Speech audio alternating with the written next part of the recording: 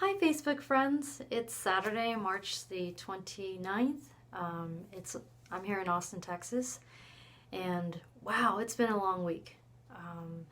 If you're like me, you're a caretaker or leader of your family, it's probably been nonstop. It's been nonstop for me. Cooking, cleaning, organizing, keeping morale up.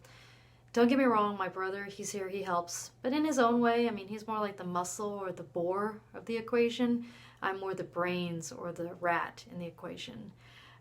If you've talked with me, or we've talked about this, you know what I'm talking about. The lunar Chinese New Year, there was the Emperor's Great Race. If you don't know what I'm talking about, I'm going to put a link below where you can watch the video. And you'll know what I'm talking about, the rat.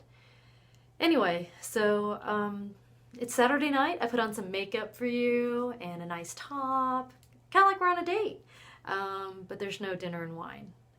So tonight I wanted to talk to you about struggle. I know a lot of you out there are struggling, and there are a lot of challenges ahead for us. So for me, when I have a hard time or I'm struggling or have a challenge, it's the stories of other people's challenge or struggles that help remind me how resilient people are, how strong they are, and how they can overcome challenge.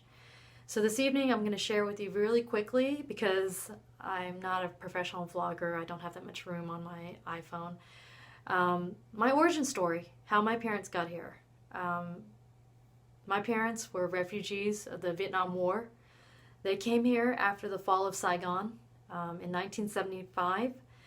They came here in 1979. And their journey here included sharks, pirates, near-death experiences, a year in the refugee camp in Malaysia and the near execution of my father. Spoiler alert, they made it here, and thus I was born free and American. My mom, before she came over here, was a nun in the temple. She lived a monastic life. She was never going to get married or have kids. My father was a mechanic. He fixed shrimp boats, and he was married to his first wife. His first wife was arranged by marriage, like arranged marriage. My mom is his second wife, marriage by choice.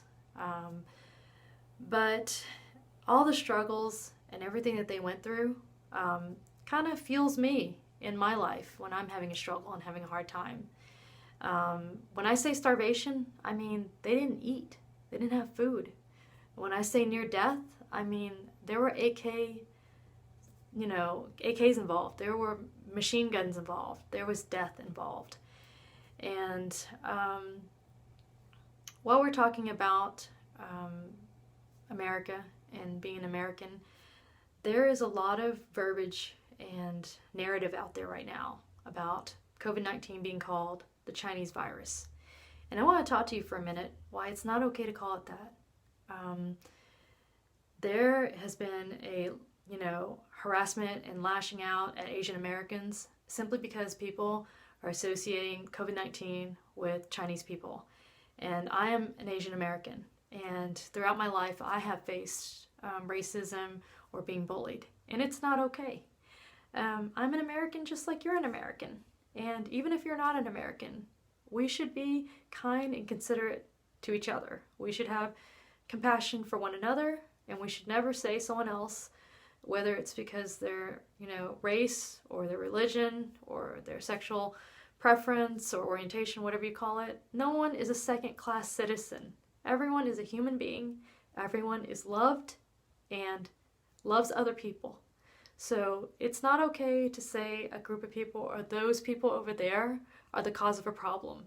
Whether it's repeating a narrative of those Mexicans are rapists and murderers, those immigrants are taking our jobs, or those Chinese people are causing this illness. That is not okay.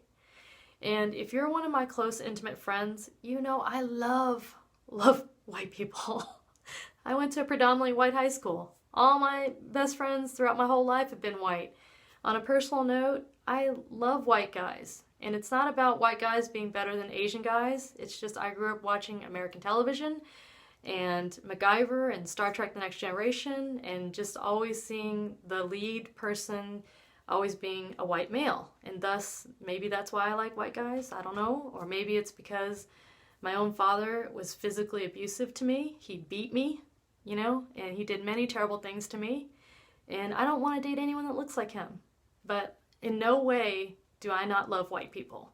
And if you know me intimately, you know I love my white bread. You know it. So anyway, this video is about to end. So I'm going to end with a message of love.